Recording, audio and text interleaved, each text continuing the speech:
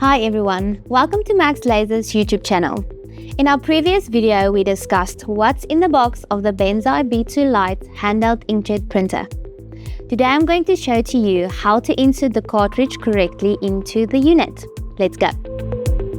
The first thing that you're going to do is make sure that your unit is switched off by checking the light at the power button and also making sure your screen is clear.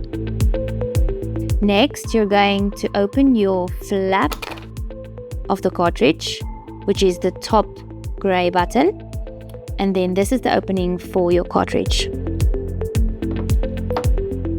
Take your cartridge, take off the cover.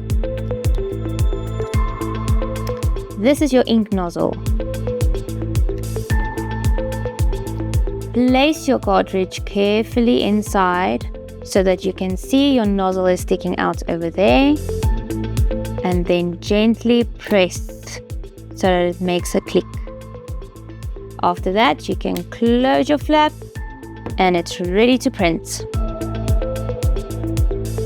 And that's it for this video, everyone. In the next video, we're going to discuss how to print a QR code on your unit. See you soon!